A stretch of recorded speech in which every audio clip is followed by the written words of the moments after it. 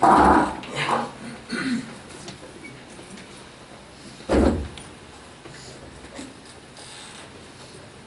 noite. Vamos dar continuidade ao estudo do nosso Evangelho segundo o Espiritismo. E o Valtinho parou na semana passada, no capítulo 23, no item 8.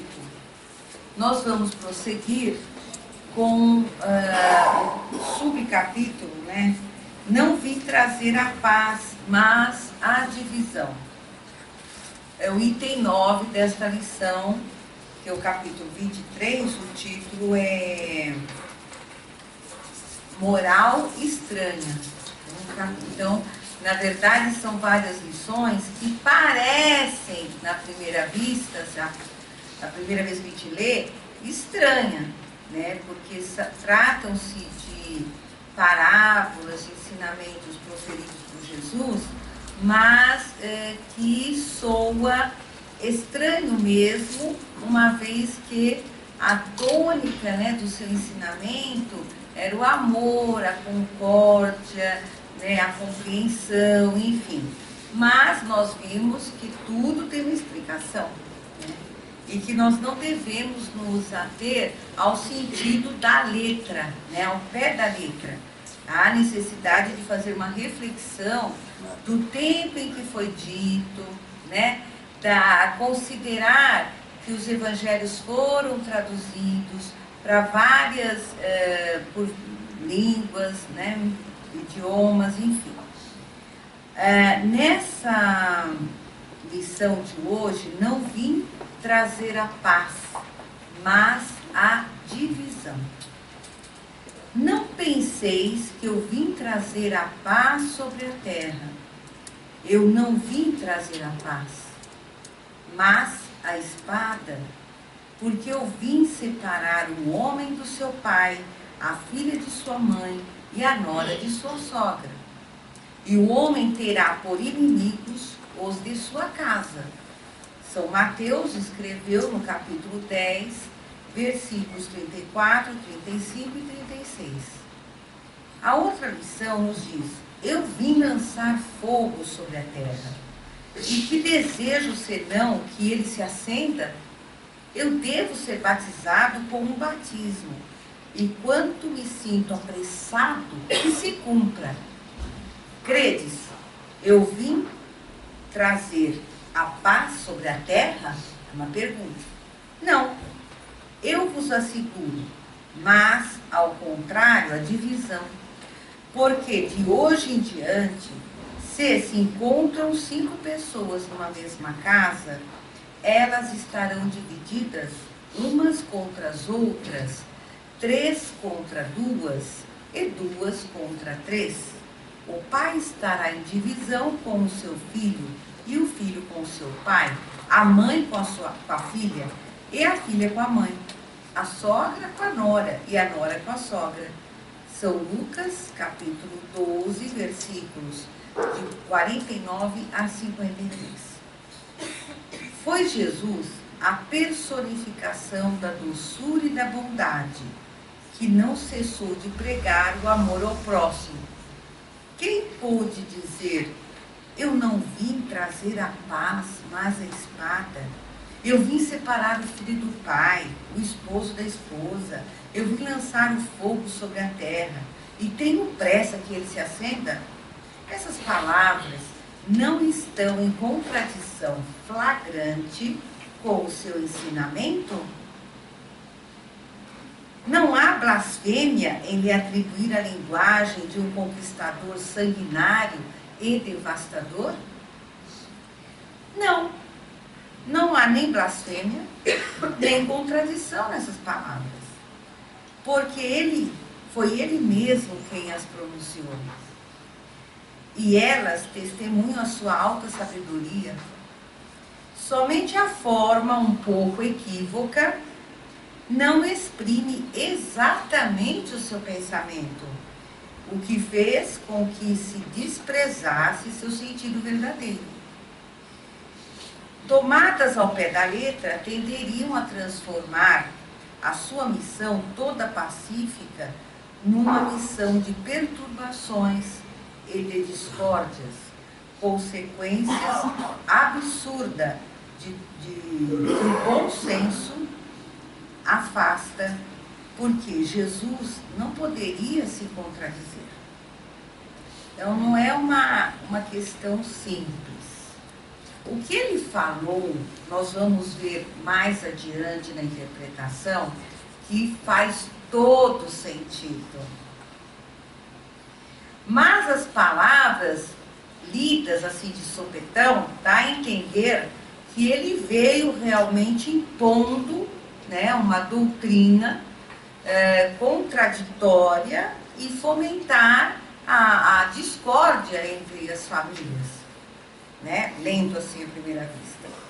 Só que a gente vai perceber, Jesus, ele nunca se dirigia diretamente no sentido de impor, de criticar.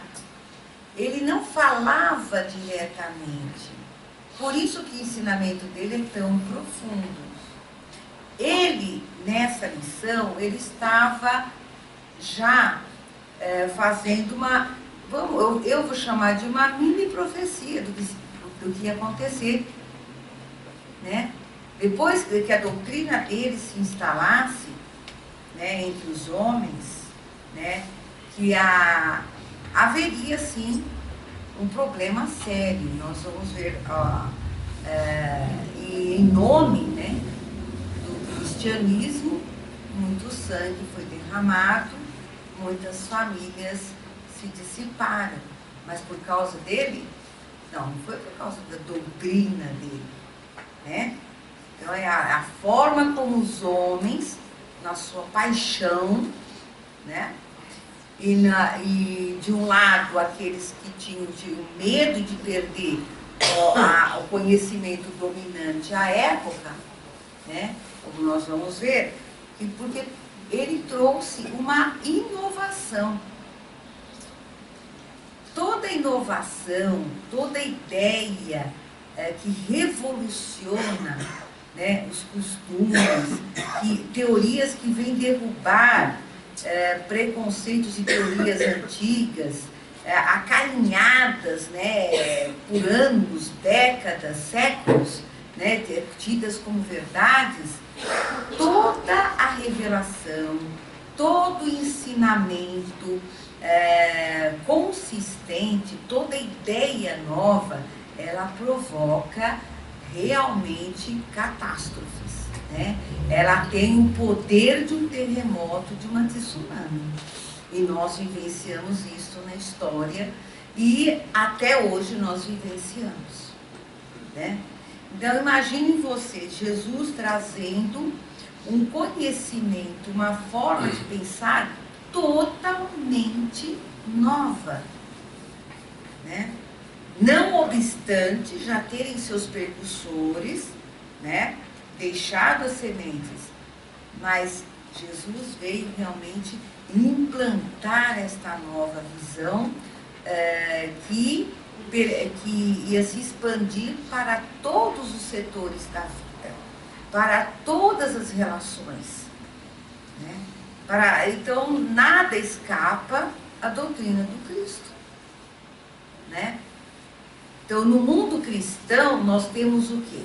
As leis, as constituições, elas têm no seu fundamento o cristianismo, não é assim? Né? Nos países predominantemente cristãos, nós sabemos que as leis estão impregnadas do pensamento do Cristo. Então, as instituições. Então, vamos prosseguir aqui. Toda ideia nova encontra forçosamente oposição. E não há uma única que tenha se estabelecido sem lutas. Ora, em semelhante caso, a resistência está sempre em razão da importância dos resultados previstos, porque quanto mais estes resultados forem grandiosos, né, mais ferem os interesses. Então, a oposição a uma nova ideia, veja que ensinamento mais contemporâneo nos traz aqui no Evangelho. Quanto mais uma ideia é nova, e seu resultado for impactar, né? Ele impacta, ele tem uma importância, uma relevância, um impacto de altíssima importância, maior é a resistência, maiores serão as lutas. E nós temos, realmente, o que Cristo nos trouxe é mais do que importante. Portanto, moral, né? Sobretudo transformação moral. Exatamente. Que atinge mais a gente. No caso, o Valtinho lembrou bem, ela diz respeito à moral, ao íntimo de cada um de nós. Né? Então, imaginem vocês. Então, realmente, era de se esperar, porque vai ferir os interesses. É uma nova moral, né, que se implantou. Se é notoriamente falsa essa ideia, ser julgada sem consequências, ninguém com ela se preocupa e deixa-no passar, sabendo que não tem vitalidade. Mas, se é verdadeira e se repousa sobre uma base sólida, se entrever futuro para ela, um secreto pressentimento adverte seus antagonistas de que é um perigo para eles e para a ordem das coisas, em cuja manutenção estão interessados. Por isso, caem sobre ela e seus partidários.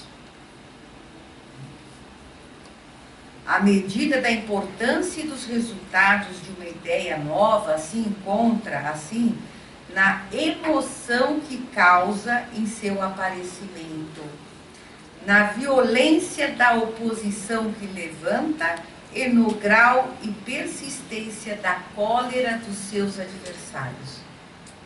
Então, realmente, aqui corrobora o que o Valtinho lembrou bem aqui. Naquela palavra que eu estou melhor preparado vocês estiverem, enviarei aí as condições todas para o povo estar mais consciente de compreender todo, associar toda essa colocação toda. Exatamente. E a gente vai ver que realmente aqui no mais adiante ele fala isso. Exatamente. Porque a ocasião em que Cristo veio é quando a humanidade estava mais preparada.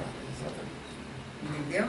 E mesmo assim, o que se encontrou pela frente, né, de antagonismo, porque como ela mexe com os interesses daqueles que contrariavam, que estavam no domínio, todo tipo de interesse em todos os setores, o setor político, o setor social, contrariava, porque não era interessante que as pessoas fossem tidas como iguais, com os direitos iguais, né?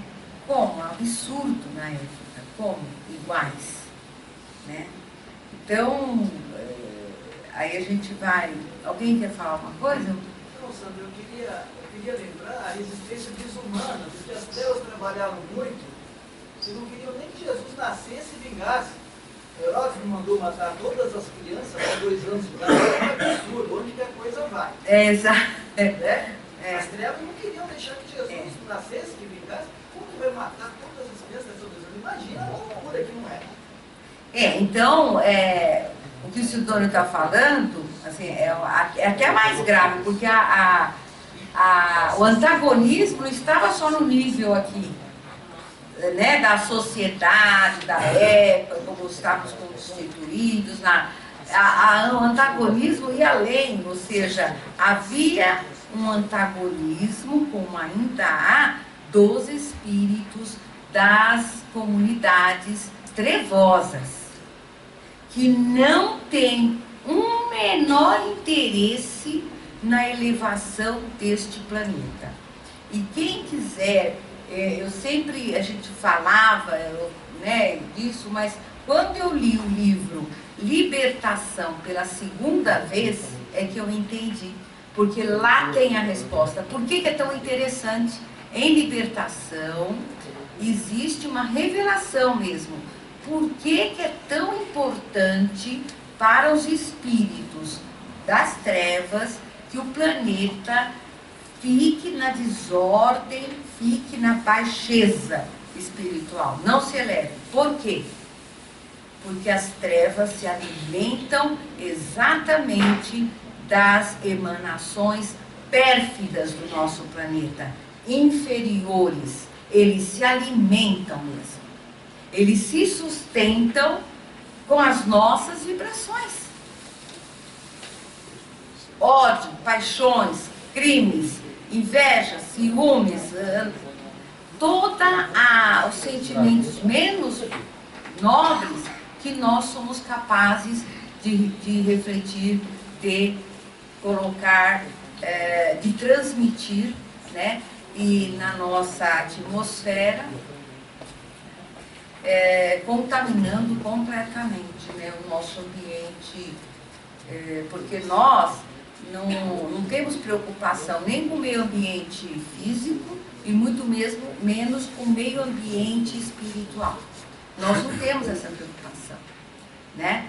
Então nós vemos vários movimentos em defesa do meio ambiente, nós temos que realmente cuidar do planeta, acordar, porque senão realmente a coisa vai ficar pior.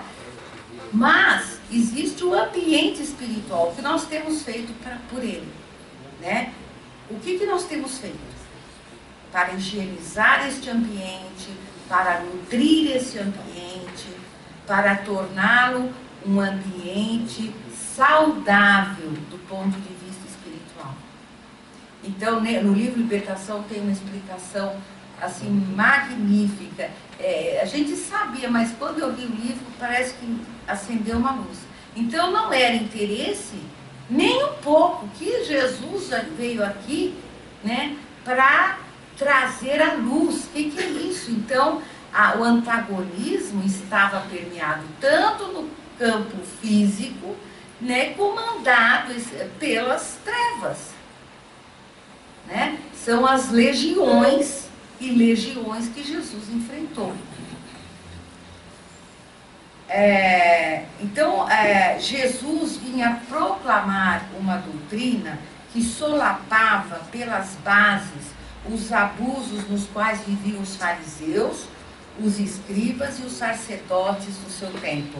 Assim o fizeram morrer, crendo matar a ideia, matando o homem. Mas a ideia sobreviveu porque ela era verdadeira. Cresceu porque estava nos desígnios de Deus. E saída de um obscuro burgo da Judéia, foi plantar sua bandeira na própria capital do mundo pagão. Roma. Em frente dos seus inimigos mais obstinados. Daqueles que tinham maior interesse em combatê-la, porque ela derrubava as crenças seculares que muitos tinham, bem mais por interesse do que por convicção. Aí as lutas mais terríveis esperavam seus apóstolos. As vítimas foram inumeráveis, mas a ideia cresceu sempre e saiu triunfante, porque se sobrepunha como verdadeira sobre as suas predecessoras. Então, de um lado, nós tínhamos os fariseus, os escribas, os sacerdotes, né? Tínhamos todo o Império Romano, calcado no paganismo, que ninguém mais acreditava muito, mas havia todo o interesse de manter aquela idolatria, né, por ídolos, enfim, por interesses outros, né, porque ali se sustentavam uma série de preconceitos, uma série de interesses, né, para o mundo pagão. Por outro lado, o abuso dos fariseus, né, com sua crença arcaica, tiranizavam, né, toda ou mais da população, né, e instigavam, tinha toda uma doutrina cheia de nãos, de proibições, de separatista, né, eram separatistas, então, e tinha por trás disso interesses econômicos, interesse de poder, e o cristianismo veio realmente derrubar essa moral. E nós acompanhamos na história o que foi, né, a perseguição aos cristãos, e mesmo assim, por ela realmente ser verdadeira e ser da vontade de Deus, ela se fixou. Então, quando é da vontade de Deus, não adianta, né? Há dores, há derramamento de sangue, há injustiças, mas o objetivo é muito mais grandioso. E nós temos que ter uma visão para compreender, falar, mas gente, morreu tanta gente inocente, né?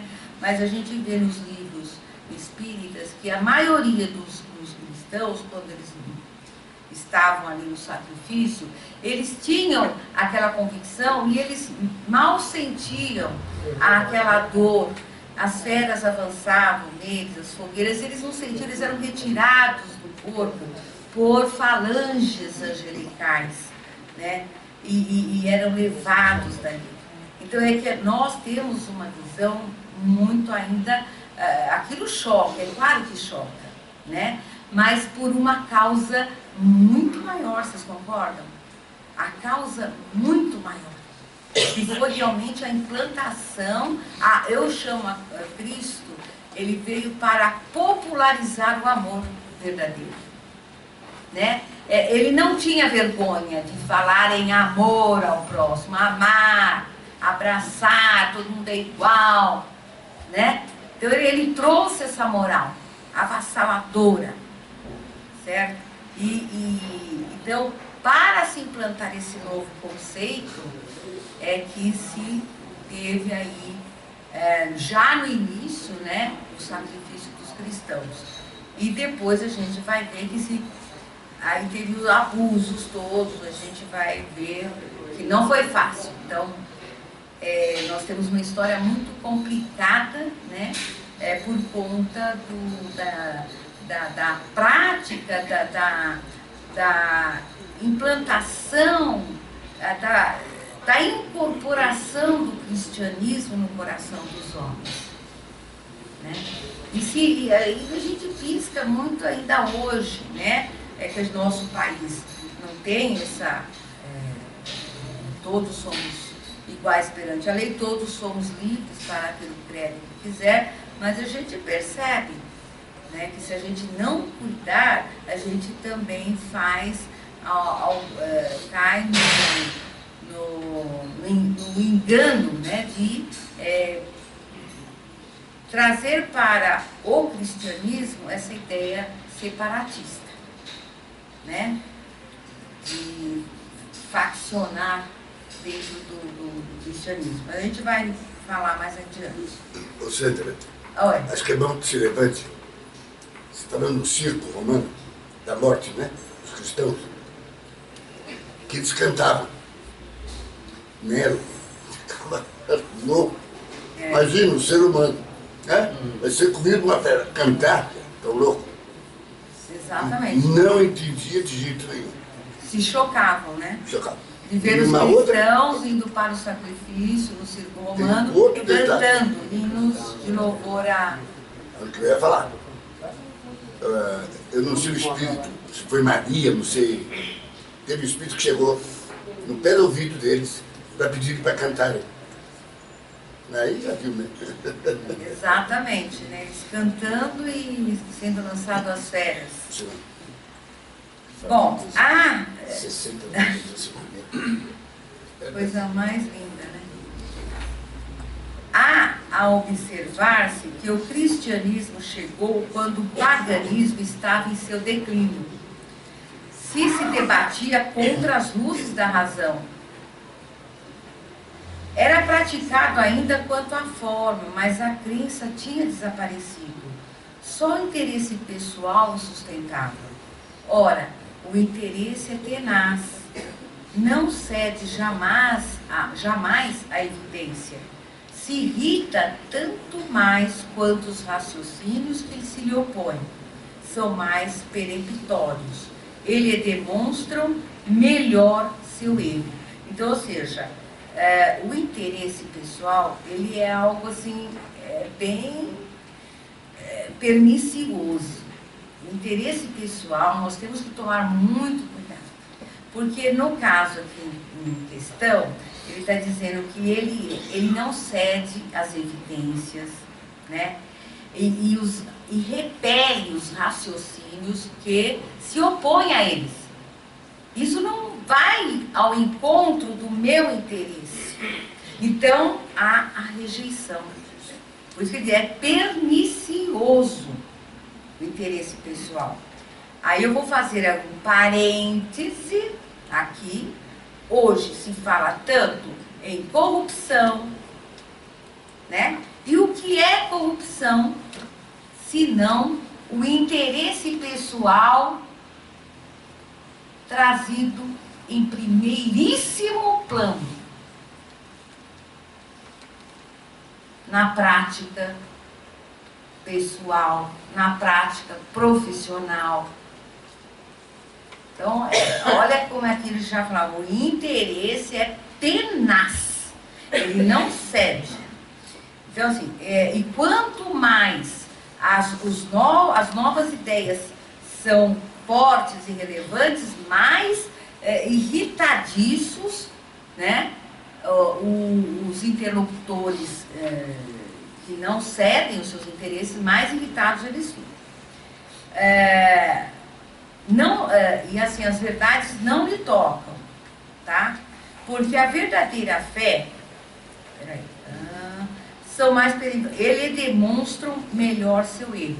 Porque assim, a verdade, ela é a verdade. Quando eu tomo contato com a verdade, não tem como. Eu vejo o meu erro, né? Não tem como. E isso vai totalmente de encontro, vai contrário ao interesse pessoal. Né? Ele bem sabe que está em erro, mas isso não lhe toca, porque a verdadeira fé não está em sua alma. O que mais teme é a luz que abre os olhos aos cegos. Esse erro lhe tem proveito, e por isso se agarra a ele e o defende. Certo? Por quê? Percebe o seu erro, quanto está errado, mas o que mais teme é que esta nova ideia, no caso aqui a doutrina do Cristo, veio abrir os olhos dos cegos, né? Veio trazer uma luz. E isso assim encheu de medo os detentores, né, dos grandes interesses pessoais na época. Né? Os apavorou. Como assim? Agora todos veriam o seu erro? Todos lhe apontariam? Como assim igualdade a todos? Né? Todos estariam despertos ao certo e ao errado? Todos teriam direito de opinar? Como assim? Que absurdo. Porque até então me é conveniente a ignorância, me é conveniente a cegueira. Né? Porque aí meu erro está cobertado e eu estou no domínio. Sócrates, não tinha ele também emitido uma doutrina análoga até certo ponto? Análoga do Cristo, né? Por que, pois, não prevaleceu nessa época, na época dele, entre os povos mais inteligentes da terra? Os gregos. Por que não prevaleceu naquela época? É que o tempo não havia chegado, ele semeou em terra não trabalhada. O paganismo não estava ainda gasto. No Império Romano, o paganismo já não respondia aos anseios de verdade, ao anseio moral das pessoas, entendeu? Não lhes dava respostas. As pessoas se sentiam vazias. As pessoas com mais consciência viviam incomodadas. Isso deixa bastante claro no livro Há 2000 Anos, quando fala da sociedade, Lívia, aquela outra amiga dela, Lívia começa, ela encontra no cristianismo, e ela era assim, praticava, né, toda aquela, os ritos do povo romano, mas aquilo não atendia mais, né, aos seus anseios de verdade, enfim. Bom, ele semeou até o paganismo. Cristo recebeu sua missão providencial no tempo próprio. Todos os homens do seu tempo não estavam, tanto quanto era preciso, à altura das ideias cristãs, mas havia uma aptidão mais geral para assimilá-las, certo? Nem todos a compreenderiam, nem todos assimilaram, mas havia uma predisposição geral. Estava no ar, estava no coração das pessoas. Porque se começava a sentir o vazio. O ser humano é espírito. Ele precisa de ter consistência para as suas respostas da existência, né? Por que ele está aqui? Qual é a missão de cada um? Essas respostas, elas vão necessitando cada vez mais, essas perguntas, aliás, de respostas coerentes, de reflexões, de preenchimento. Estamos falando aqui de espírito. E o paganismo já não respondia mais a isso. Sócrates e Platão tinham aberto o caminho e predisposto os espíritos. Eles abriram o caminho. Se havia uma predisposição na época do Cristo, Sócrates e Platão tiveram o seu papel. Eles têm a sua responsabilidade, entendeu? Sabe, deixar aquela semente, né? E se havia naquela época em que Cristo aqui encarnou, é porque Sócrates, Platão e outros tantos semearam, jogaram na luz com as suas teorias, com as suas reflexões, né? E enfim. Bom, infelizmente, os adeptos da nova doutrina não se entenderam. Aí vem o outro lado, né? Veio o cristianismo, encontrou tudo isso, se propagou, enfim. Porém, quando o cristianismo, né, encontrou, ele se consolidou, né, vamos dizer assim, tinha os seus adeptos, mas aí começou outra história, né? Por quê? Porque eles começaram a não se entender, né? Os próprios cristãos começaram a não se entender, tá? Sobre o quê? Porque aí começaram as interpretações diversas e fundamentado ainda em dogmas. Foi difícil o pessoal largar os dogmas. Então a igreja, ela começou a se contaminar com os dogmas vindos de onde? Do próprio dos judeus, né, do judaísmo, como também do paganismo, né? E aí começaram controvérsias, né? A maior parte, assim, infelizmente, os adeptos da nova doutrina não se entenderam sobre a interpretação das palavras do mestre, a maior parte veladas sobre a alegoria e a figura. Então, as palavras do mestre, né, que até hoje ainda provocam interpretações diversas, porque ele falava por parábolas, por alegorias. Daí nascerem, desde o início, as seitas numerosas, que pretendiam todas terem a verdade exclusiva e que 18 séculos não puderam pôr de acordo. esquecendo o mais importante dos divinos preceitos, aquele do qual Jesus havia feito a pedra angular do seu edifício e a condição expressa de salvação, a caridade, a fraternidade, o amor ao próximo.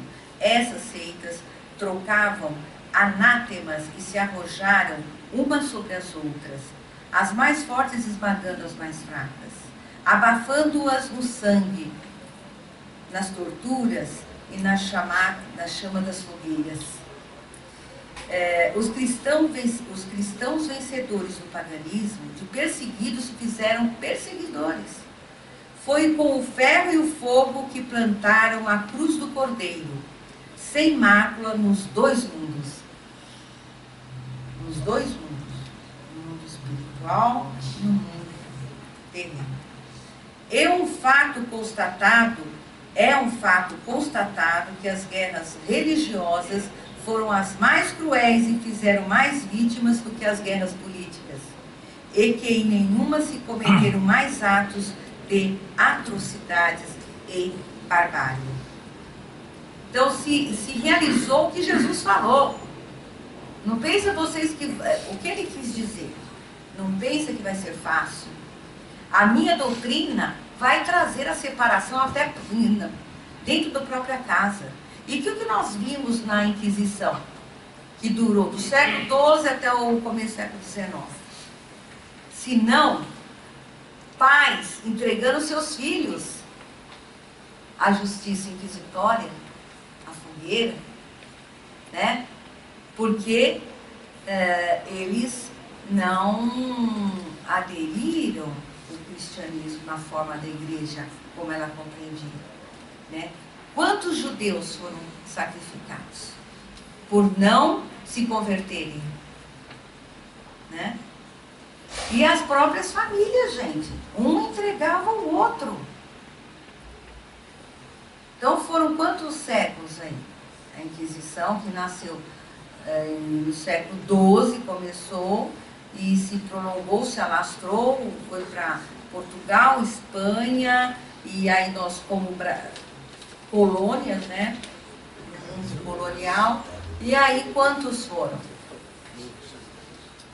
Né? Então, é isso que Jesus, então, estava preconizando, predizendo, já prevendo. Ele já estava fazendo ali uma profecia.